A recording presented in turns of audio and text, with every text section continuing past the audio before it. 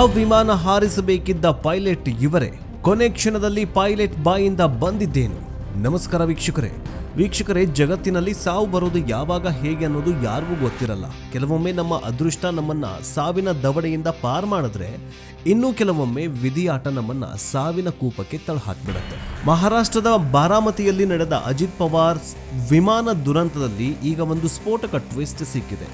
ಇದು ಕೇಳಿದ್ರೆ ನಿಜಕ್ಕೂ ನೀವು ಬೆಚ್ಚಿ ಬೀಳ್ತೀರಾ.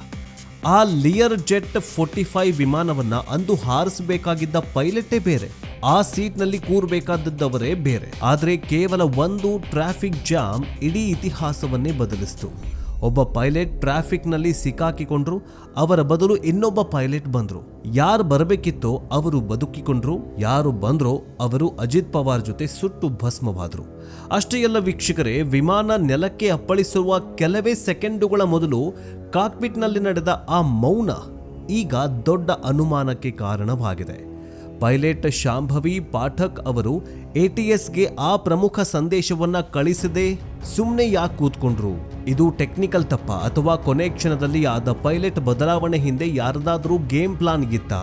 ಬನ್ನಿ ಇವತ್ತಿನ ಈ ಡೀಟೇಲ್ಡ್ ವಿಡಿಯೋದಲ್ಲಿ ಮತ್ತು ಎಕ್ಸ್ಕ್ಲೂಸಿವ್ ಎಪಿಸೋಡ್ನಲ್ಲಿ ಅಜಿತ್ ಪವಾರ್ ಸಾವಿನ ಅಸಲಿ ಸತ್ಯ ಮತ್ತು ಆ ಪೈಲಟ್ ಅದಲು ಬದಲಿನ ರಹಸ್ಯವನ್ನ ಎಳೆಯಾಗಿ ಬಿಚ್ಚಿಡ್ತೀವಿ. ಆದರೆ ಅದಕ್ಕಿಂತ ಮುಂಚೆ ಅಜಿತ್ ಪವಾರ್ ಸಾವು ನ್ಯಾಯವಾ? ಈ ಸಾವಿನ ಹಿಂದೆ ಅಥವಾ ವಿಮಾನ ದುರಂತದ ಹಿಂದೆ ಯಾರ್ದಾದ್ರೂ ಕೈವಾಡ ಇದೆ ಅಂತ ನಿಮಗೇನಾದ್ರೂ ಅನಿಸ್ತಾ ಇದೆಯಾ? ಯಾಕೆ ಈಗ ಈ ಸಾವಿನ ಸುತ್ತ, ಈ ವಿಮಾನ ದುರಂತದ ಸುತ್ತ ಅನುಮಾನಗಳು ಹುಟ್ಟುಕೊಳ್ಳೋದಕ್ಕೆ ಶುರುವಾಗಿವೆ? ನಿಮ್ಗೇನು ಅನ್ಸುತ್ತೆ? ಬಿ ಫ್ರ್ಯಾಂಕ್ ಆಗಿ ಕಮೆಂಟ್ ಮೂಲಕ ತಿಳಿಸಿ. ಬನ್ನಿ ವಿಡಿಯೋವನ್ನ ಶುರು ಮಾಡೋಣ. ಆ ಪೈಲಟ್ ಯಾರು? ಸುಮಿತ್ ಕಪೂರ್ ಬಚಾವಾಗಿದ್ದು ಹೇಗೆ? ವೀಕ್ಷಕರೇ, ಈ ಘಟನೆಯ ಅತ್ಯಂತ ರೋಚಕ ಭಾಗ ಅಂದ್ರೆ ಪೈಲಟ್ ಕ್ಯಾಪ್ಟನ್ ಸುಮಿತ್ ಕಪೂರ್. ಗುರುಗ್ರಾಮ್ ಮೂಲದ ಸುಮಿತ್ ಕಪೂರ್ ಅವರು ಒಬ್ಬ ಅನುಭವಿ ಪೈಲಟ್. ವರದಿಗಳ ಪ್ರಕಾರ ಜನವರಿ 28ರ ಬುಧವಾರ ಅಜಿತ್ ಪವಾರ್ ಅವರನ್ನ ಮುಂಬೈನಿಂದ ಬಾರಾಮತಿಗೆ ಕರೆದುಕೊಂಡು ಹೋಗುವ ಜವಾಬ್ದಾರಿ ಸುಮಿತ್ ಅವರಿಗೆ ವಹಿಸಲಾಗಿತ್ತು. ಅವರು ಹಾಂಗ್ಕಾಂಗ್ನಿಂದ ಹಿಂದಿರುಗಿದ್ರು. ಪವಾರ್ ಅವರನ್ನ ಡ್ರಾಪ್ ಮಾಡೋದಕ್ಕೆ ರೆಡಿಯಾಗಿದ್ರು.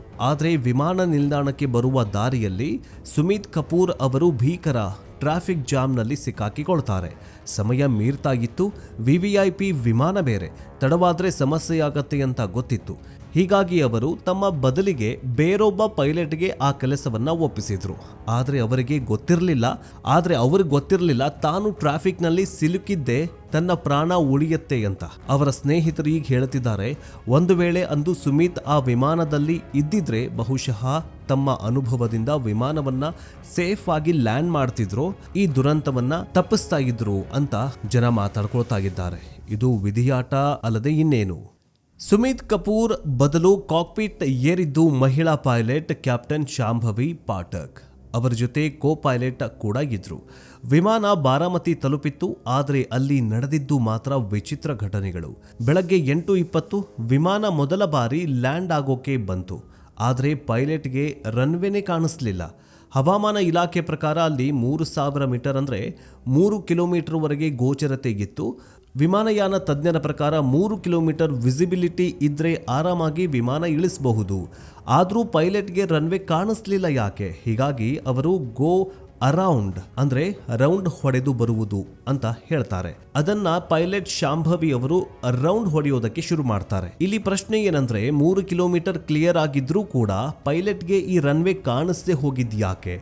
ಅವರ ಮನಸ್ಸಿನಲ್ಲಿ ಏನಾದರೂ ಗೊಂದಲ ಇತ್ತಾ ಅಥವಾ ವಿಮಾನದ ಇನ್ಸ್ಟ್ರೂಮೆಂಟ್ಗಳು ಕೈ ಕೊಟ್ಟಿದ್ವಾ?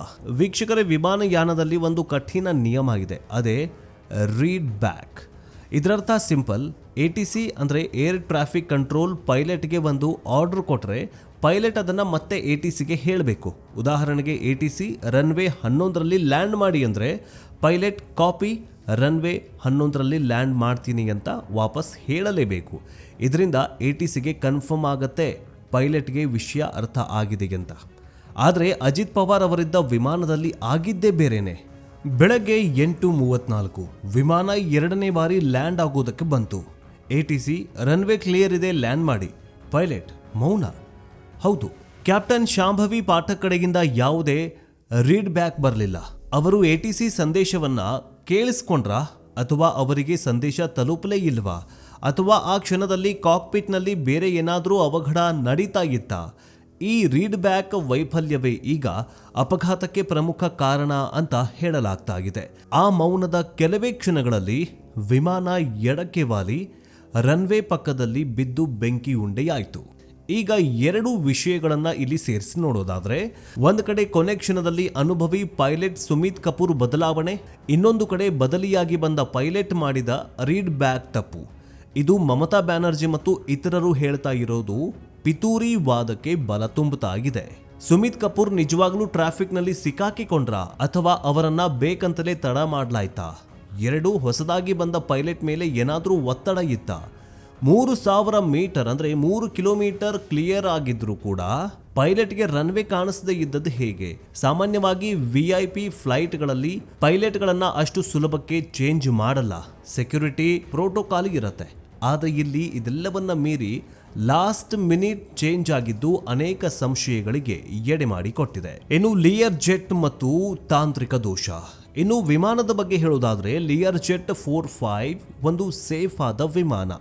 ಆದರೆ ಪ್ರತ್ಯಕ್ಷದರ್ಶಿಗಳು ಮತ್ತು ವಿಡಿಯೋ ಫೂಟೇಜ್ ಪ್ರಕಾರ ವಿಮಾನ ನೆಲಕ್ಕೆ ಅಪ್ಪಳಿಸುವಾಗ ಎಡಕ್ಕೆ ವಾಲಿತ್ತು. ಪೈಲಟ್ ಸ್ಟ್ರೈಟ್ ಆಗಿ ಇಳಿಸೋಕೆ ಟ್ರೈ ಮಾಡಿದ್ರೂ ಕೂಡ ವಿಮಾನ ಎಡಕ್ಕೆ ಹೇಗೆ ಹೋಯಿತು? ಇಂಜಿನ್ ಫೇಲ್ಯೂರ್ ಆಯ್ತಾ ಅಥವಾ ಸ್ಟೇರಿಂಗ್ ಜಾಮ್ ಆಯ್ತಾ? ಬ್ಲ್ಯಾಕ್ ಬಾಕ್ಸ್ ಓಪನ್ ಆದ್ಮೇಲೆ ಗೊತ್ತಾಗತ್ತೆ. ಆ ಕೊನೆ ಕ್ಷಣದಲ್ಲಿ ಪೈಲಟ್ ಶಾಂಭವಿ ಪಾಠಕ್ ಅವರು ರೀಡ್ ಬ್ಯಾಕ್ ಕೊಡದೆ ಏನನ್ನ ಎದುರಿಸ್ತಾ ಇದ್ರು ಅಂತ. ಬಹುಶಃ ಅವರು ವಿಮಾನವನ್ನ ಕಂಟ್ರೋಲ್ ಮಾಡೋದಕ್ಕೆ ಒದ್ದಾಡ್ತಾ ಇದ್ರೇನೋ, ಅದಕ್ಕೆ ಮಾತನಾಡೋದಕ್ಕೆ ಆಗ್ಲಿಲ್ವೇನೋ. ಅಂತಿಮವಾಗಿ ಹೇಳೋದಾದ್ರೆ, ಅಜಿತ್ ಪವಾರ್ ಸಾವು ಕೇವಲ ಒಂದು ಅಪಘಾತವಾಗಿ ಉಳಿದುಕೊಂಡಿಲ್ಲ. ಸುಮಿತ್ ಕಪೂರ್ ಅವರ ಅದೃಷ್ಟ, ಶಾಂಭವಿ ಪಾಠಕ್ ಅವರ ದುರಾದೃಷ್ಟ ಮತ್ತು ಅಜಿತ್ ಪವಾರ್ ಅವರ ವಿಧಿಯಾಟ, ಈ ಮೂರೂ ಸೇರಿದ ಬಿಂದುವೆ ಬಾರಾಮತಿ. ಒಂದು ಸಣ್ಣ ರೀಡ್ ಬ್ಯಾಕ್ ಸಂದೇಶ ಕೊಟ್ಟಿದ್ದಿದ್ರೆ ಇವತ್ತು ಅಜಿತ್ ಪವಾರ್ ಅವರು ಬದುಕುಳಿತಾ ಇದ್ರೇನು? ಸುಮಿತ್ ಕಪೂರ್ ಟ್ರಾಫಿಕ್ನಲ್ಲಿ ಸಿಲುಕದೆ ಹೋಗಿದ್ದಿದ್ರೆ ಇತಿಹಾಸ ಬೇರೆನೇ ಇರ್ತಾ ಇತ್ತೇನು? ವೀಕ್ಷಕರೇ, ನಿಮಗೇನನ್ಸುತ್ತೆ? ಈ ಪೈಲಟ್ ಬದಲಾವಣೆ ಕೇವಲ ಕಾಕತಾಳೀಯನ ಅಥವಾ ಪ್ಲಾನ್ಡಾ? 3 ಕಿಲೋಮೀಟರ್ ದೂರದಿಂದ ರನ್ವೇ ಕಾಣಿಸದೇ ಇರೋದಕ್ಕೆ ಸಾಧ್ಯವಾಗಿರತ್ತಾ? ಯಾಕಂತಂದ್ರೆ ಹವಾಮಾನದಲ್ಲಿ ಏನೂ ವೈಪರೀತ್ಯ ಇರಲಿಲ್ಲ, ಕ್ಲಿಯರ್ ವೆದರ್ ಇತ್ತು. ಈ ಪ್ರಕರಣದ CBI ತನಿಖೆ ಆಗಬೇಕಾ? ನಿಮ್ಮ ಅನಿಸಿಕೆ ಏನು ಅಂತ ಕಮೆಂಟ್ ಬಾಕ್ಸ್ನಲ್ಲಿ ತಿಳಿಸಿ. ಸತ್ಯವನ್ನು ಹುಡುಕುವ ನಮ್ಮ ಪ್ರಯತ್ನಕ್ಕೆ ನಿಮ್ಮ ಸಾಥ್ ನಮಗೆ ಬೇಕೇ ಬೇಕು. ಅದಕ್ಕೋಸ್ಕರ ಜೈ ಹಿಂದ್ ಅಂತ ಕಮೆಂಟ್ ಮಾಡಿ. ನೆಕ್ಸ್ಟ್ ಅಪ್ಡೇಟ್ನೊಂದಿಗೆ ಬೇಗ ವಾಪಸ್ ಬರ್ತೀವಿ. ಜೈ ಹಿಂದ್, ಜೈ ಕರ್ನಾಟಕ.